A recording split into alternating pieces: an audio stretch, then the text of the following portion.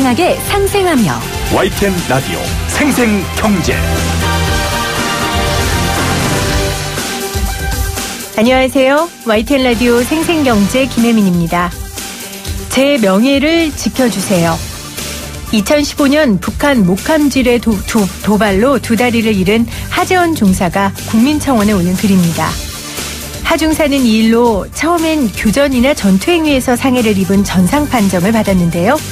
이후 군에서 훈련 공무 수행 과정에서 입은 상해인 이 공상 판정을 받았습니다. 공상과 전상이 뭐 그리 중요하냐며 혹시 보상금 때문이냐고 말하는 사람도 있지만 사실 연금은 5만 원 정도밖에 차이 나지 않습니다. 하 중사는 자신에게 중요한 것은 돈이 아닌 명예라고 말했습니다. 그는 나라를 위한 희생을 인정받고 싶을 뿐입니다. 세상에는 돈보다 더 중요한 게 많고 그런 가치를 더 귀하게 여기는 사람들이 있습니다. 오늘은 나라를 지키는 군인들의 가치를 인정하고 드높이는 국군의 날입니다. 모든 것을 경제적으로만 생각하지 않았으면 좋겠습니다. 2019년 10월 1일 YTN 라디오 생생경제 지금 시작합니다.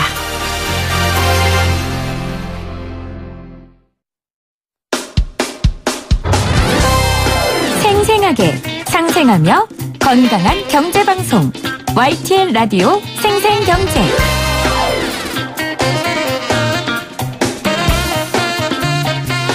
오늘 가장 뜨거운 경제 뉴스를 제일 생생하게 전해드리는 시간입니다. 80세 치매 어르신에게도 팔았다죠? 해외금리 연계 파생결합 상품. 오늘 중간 검사 결과 발표가 있었습니다. 역시 문제점이 많았습니다. 금융정의연대 김득희 대표 나오셨어요? 안녕하세요, 대표님. 네, 안녕하십니까? 네. 금감원이 대규모 투자 손실로 이 파문을 일으키고 있는 주요 해외금리 연계 파생결합 상품 DLS, DLF죠. 이 중간검사 결과를 오늘 오전에 발표했는데 어떻게 대표님 만족하세요? 잘 조사됐습니까? 한 조사는 90%인데 발표에 있어서 수사 의뢰나 고발을 하지 않은 것이 매우 실망스럽고 피해자들도 이 부분에 대해서는 아쉬움을 넘어서 금감원에 대한 실망감을 표현을 많이 하고 계십니다. 아, 그러니까 조사를 통해 밝혀진 건 90% 이상인데 이 중에서 이게 고소고발로 이어진 건? 그러니까 수사 의뢰를 해야 네. 채용 비리 때처럼 금감원이 조사를 하고 나서 수사 의뢰를 할 수 있음에도 불구하고 수사 의뢰를 하겠다는 내용은 없었고. 전혀 없었어요? 네, 저희들이 보기에는 이게 할만한데 사기성이 고의적인 사기성이 있어서 할만한데 보도자료에는 전혀 발표가 안 하고 기자들이 질의응답 시간에 저희들이 이제 고발을 하신 걸 가지고 이야기를 하는 것 같은데 시민사회단체가 고발을 했기 때문에 자기들은 수사자료로 뭐 협조할 요청은 있다 뭐 이런 식으로 기자님들한테 백브리핑 때 대답은 했다고 전해 들었습니다. 시민사회단체가 왜 고발을 할까요? 금감원이 안 하니까 하는 거 아니에요? 금감원이 그렇죠. 해줘야죠. 예. 근데 조사 결과는 이렇게 90%까지 진실을 밝혀놓고 고발을 안 한다는 건 피해자들 입장에서 더 열통 터지는 일 같은데요. 그렇죠. 네. 자, 그러면 발표 결과를 좀 제가 마음을 가라앉히고 좀 살펴보도록 하겠습니다. 자, DLF, DLS를 판매한 은행에 대해서 금융사에 대한 현장 검사를 금감원이 했다는 건데 구체적으로 어떻게 어떤 방식으로 어떤 자료를 들여다본 겁니까? 그러니까 전체 상품 판매했던 자료도 봤고요. 네. 그다음에 은행들이 어떻게 했는지에 대해서도 조사를 해서 이제 밝혀냈는데요. 뭐 저희들 단체 같은 경우에는 상품위원회를 개최를 하지 않았다. 이게 이제 상품을 출시할 때마다 은행 내규로 상품위원회를 개최를 해서 이 상품을 판매할지 안 할지를 결정을 해야 되는데 이거는 아시다시피 사모펀드 DLF가 되다 보니까 2인에서 49명까지만 가입이 가능해요. 그럼 상품이 출시될 때마다 그리고 금리가 다 다르고 손실 배분이 좀 다르거든요. 네. 그러면 상품을 출시할 때마다 심의를 해야 되는데 상품위원회를 개최하지 않았다는 것들이 일부 초창기에 개최를 하고 개최하지 않았다는 게 사실로 밝혀졌고 심지어 서류까지 조작했다. 반대하는 사람들이 있었는데 그걸 사후에 보완하는 형식으로 바꿨다라고 이야기를 하고 있는데요. 물론 내규지만 저희들은 이 부분이 원인 무효에 해당할 수 있다. 네. 왜냐하면 은행 내규에 따라서 상품위원회 결정에 따라서 이게 리스크가 있는지 없는지 판단을 했어야 되는데 은행이 하지 않은 점이 밝혀졌고요. 또 주요하게 은행이 금감원이 이번에 발표했던 내용 중에 하나가 안전자산 예금액 선호 고객을 주요 타겟팅으로 해라. 즉 다시 말해서 광고를 쿠폰금리라고 저희는 표현하는데 이게 이제 만기까지만 가면 보장하는 수익률을 말을 하는 거예요. 이게 네. 4% 내외 정도 되는데 이 금리를 과장해서 예금형 선호 고객들에게 그러니까 일반 고객들이죠. 대상으로 해서 판매를 해라. 라고 은행이 조직적으로 모범 사례로까지 발표를 네. 하면서 한 것들이 밝혀졌고요. 한마디로 이야기한다면 내부 반대 묵살하고 은행 회의 기록 조작하면서 DLF를 팔았는데 현재 예상 손실률은 원금을 넣었으면 절반 반토막이 났고요. 근데 또 하나 놀라운 게 우리가 판매 수수료가 1%만 알았어요. 은행이 먹는 선취 수수료가. 근데 이 DLF를 팔았을 때 은행 금융회사 전체가 얻는 수익 그러니까 운영 수익률이 5%에 해당한다는 네. 게 네. 4.9 얼마인데 5%에 해당한다는 걸 오늘 금감원이 밝혔거든요. 그러니까 피해자들이 1억 넣으면 500만 원을 은행 금융회사들이 이게 연관된 운행사, 발행사, 그다음에 은행 이렇게 먹었다는 이야기에 더 분통 터지셨죠. 같이 기자회견을 했는데. 자, 제가 좀 정리를 해볼게요. 일단 내규상 상품위원회라는 게 있는데 이걸 개최하지 않았다. 근데 말씀하신 것처럼 DLF는 이제 사모펀드 형식이기 때문에 소수만 들어갈 수 있으니 굳이 이제 상품위원회를 개최하지 않았다고 얘기하는 건가요? 그렇죠. 이제 초기에만. 네. 근데 내규상 이런 사모펀드도 개최해야 된다고. 상품은 무조건 새롭게 출시가 되니까 오케이. 판매를 해야 되는 거예요. 알겠습니다. 그리고 두 번째는 이제 서류 조작을 했다는 거예요. 예, 예. 아니 이거는 그냥 말만 들어도 안 되는 거잖아요. 그렇죠. 조작하는 거. 예, 예. 자, 세 번째는 사실 이런 불완전 판매, 이런 DLS처럼 이렇게 위험이 높은 상품들은 투자 성향이 높은 고객들한테 팔아야 되는데 안전자산을 가진 예금형 선호하는 고객들에게 팔았다는 예. 거예요. 이 세 가지가 이번에 시민단체의 주장이 아니라 금감원 조사 결과에서 발표가 된 거죠. 하나 추가로 또 말씀을 드리면 네. 은행이 지속적으로 증권사에 요청한 사항이 아까 만기금리가 4% 내외를 보장할 수 있도록 은행이 지속적으로 증권사에 요청한 것들이 금감원 조사에서 밝혔는데요.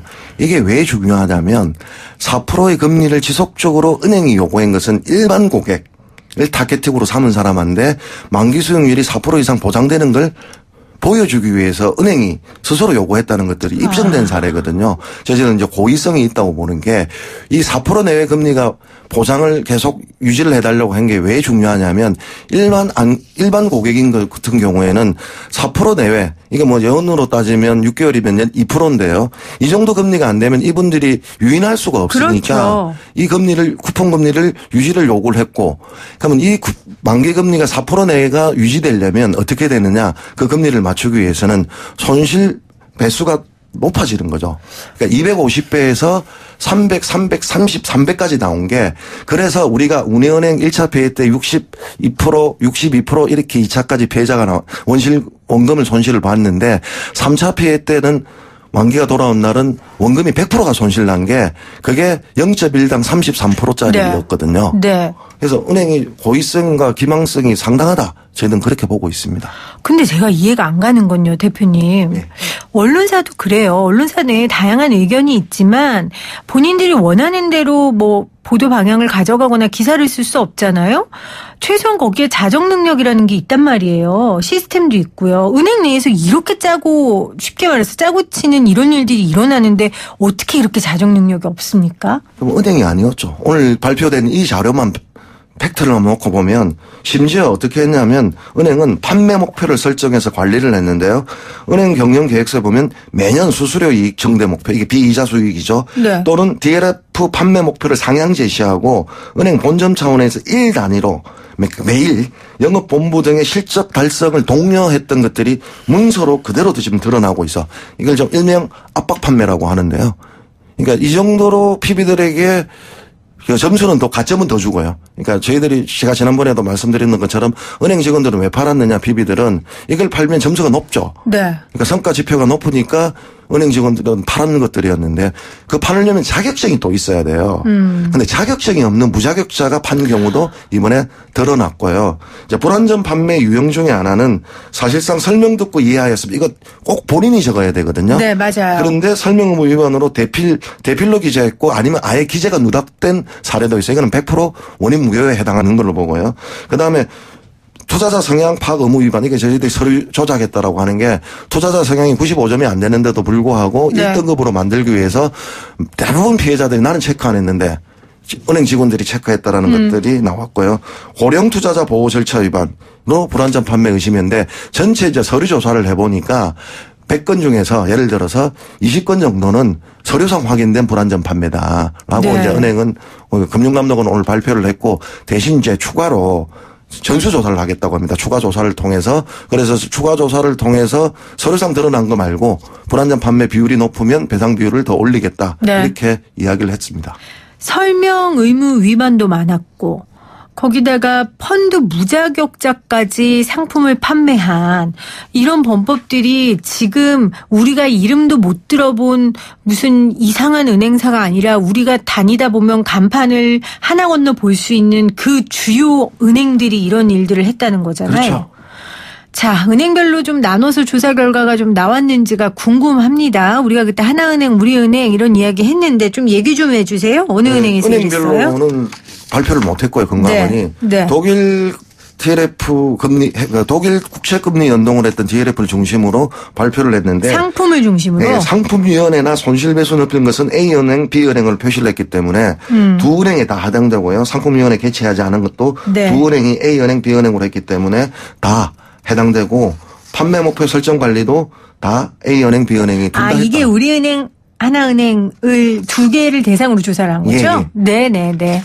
그랬는데 이제 어느 은행이 어떻게 했는지는 모른다. 네. A은행, B은행으로. 근데 뭐 도토리 키재기겠죠. 심지어 금감원 부원장께서는 한은행이 협조를 하지 않는다. 은행이 비협조적이다라는 표현까지 오늘 나왔다고 들었습니다. 그럼 협조적인 은행은 더 많이 걸렸고 비협조적인 은행은 덜 걸렸고 이렇게. 그러면 안 되는 거잖아요. 예. 그래서 전수조사를 하시겠다고 하셨나?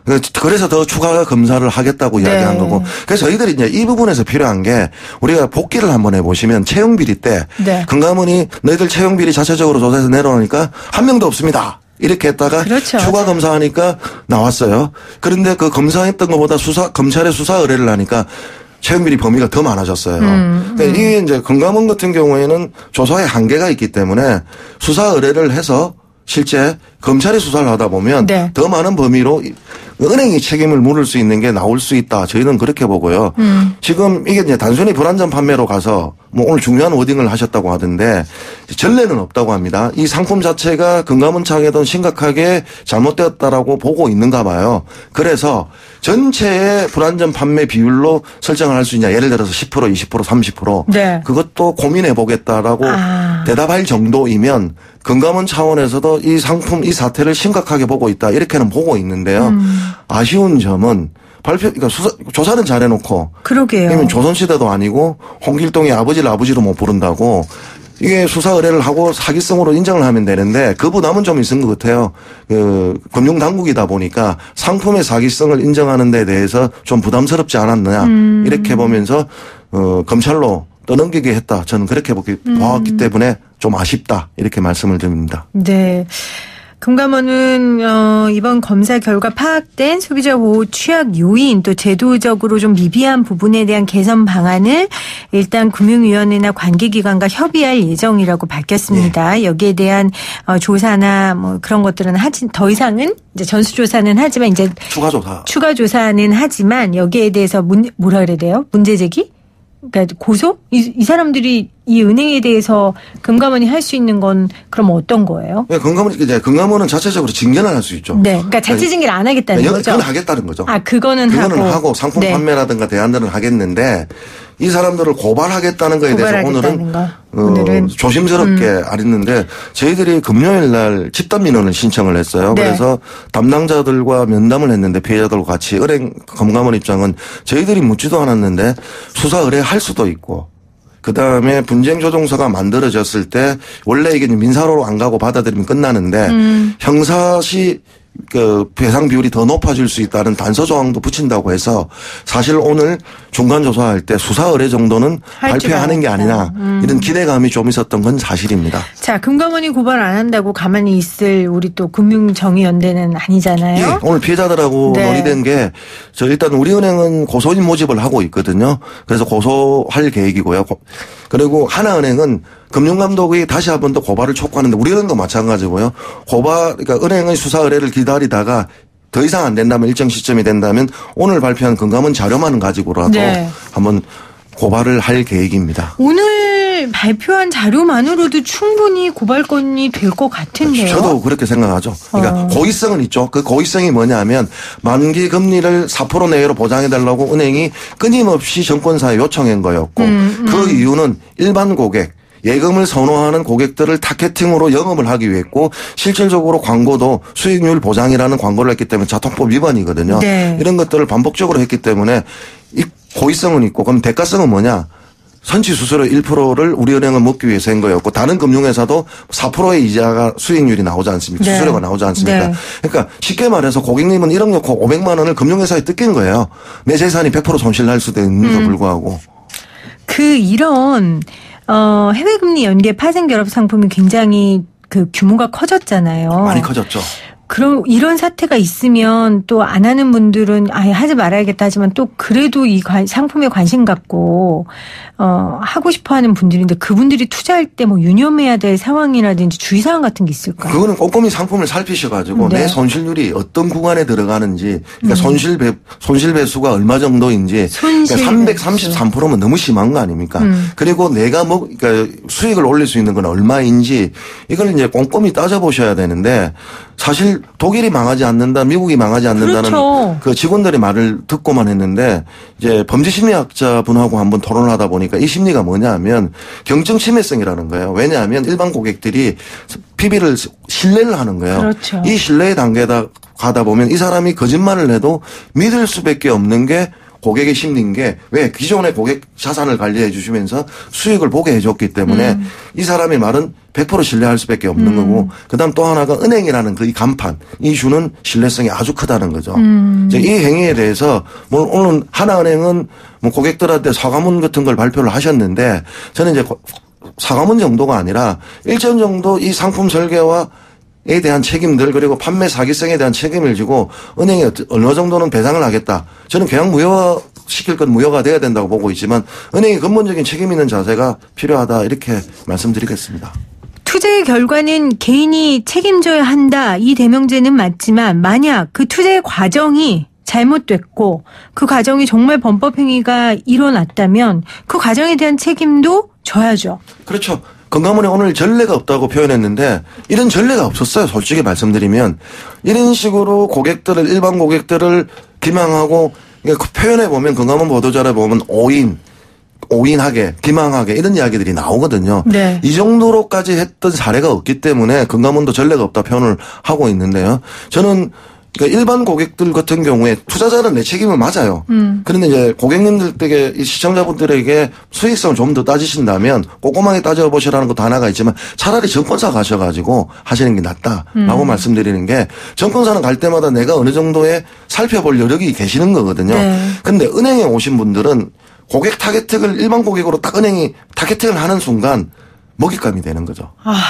이러다 보니까 어떠한 말들을 하더라도 내가 정상적인 세고 꼼꼼히 살핀다 하더라도 제가 아까 말씀드렸지 않습니까? 상대방에 대한 신뢰가 형성되어 있으면 그 단계를 넘어서면 심리적으로 이 사람이 말하는 걸 아무리 꼼꼼히 따져도 믿을 수밖에 없는 경증 침해성이다라고 범죄 심리학자 하셨던 분이 말씀을 해 주시더라니까요. 네. 자, 8824님이 옛날에 피라미드 한참 설칠 때 가까운 지인 소개를 한번 가봤는데요.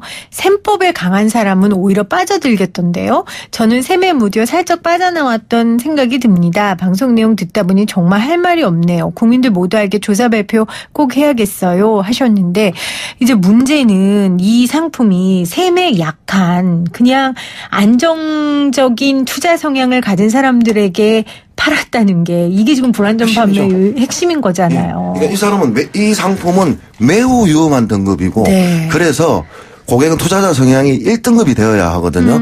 그 1등급이 안 되는 사람을 1등급으로 조작을 했던 경우들이 있었다고 하는 거고요. 네. 그다음에 2등급이었다 하더라도 추가 동의서를 허위로 작성한 경우 면담도 하지 않았다라는 결과도 있기 때문에 그 판매 단계의 사기성이 저희들은 농후하다 이렇게 보고 있는 거고요. 자, 은행 직원들은 왜 이렇게 하느냐. 목이 메인 거죠, 평가에. 그러니까 농담 삼아 너희들 왜 이렇게까지 판매하냐라고 제가 한번 친구한테 물어보니까 은행은 성과지표에 남북 통일을 주면 문서로도 달성할 거다라고 할 정도로 얼마나 그 압박감이. 예, 압박감이 심하고 크다라고 있는 것들이고요. 남들이 판매하기 위해서 1등부터 100등까지 줄을 세우기 시작을 하면 그 압박감은 무시무시하다라고 이야기하더라니까요. 네. 뭐 예를 들어 의사한테 많이 수술하는 걸로 실적을 삼는다든지 많이 치료하는 걸로 실적을 삼아서 줄을 세우면 얼마나 경쟁해서 무리해서 하겠어요. 그렇죠. 근데 은행도 나의 정말 피와 살 같은 돈을 가지고 맡긴 고객들을 상대로 경쟁을 해서 줄을 세운다는 건 전 굉장히 위험한 일이라고 생각해요. 그래서 오늘 양은행들이 금감원도 뭐 그 입장이고 성과지표 KPI를 개선하겠다라고 네. 했고 우리 은행은 작년보다 올해 점수를 높였댔거든요. 이걸 낮추고 이제 고객 수익률의 지표를 수익률을 지표를 원래 보고 있었는데 그걸 좀 올리겠다라고 했는데 진작에 그렇게 갔어야 된다고 네. 하고 있어요. 네. 은행 직원이 잘하는 건 다른 게 아니죠. 내 고객의 그렇죠. 내 수익률이 올라가는 게 점수로 가야 되는 네. 것들인데 이게 은행이 무슨 단기 실적에만 치중하다 보니까 장기적 고객 관리를 하지 않는 지점이 너무 심각했다. 네. 이번 사태를 통해서 바꿔야 된다. 이렇게 보고 있습니다. 네. 은행 하면은 소시민, 좀 성실, 뭐 이런 키워드가 떠오르잖아요. 초심으로 좀 돌아갔으면 좋겠습니다. 오늘 함께 해주신 금융정의연대 김득희 대표님 고맙습니다. 감사합니다. 예, 감사합니다.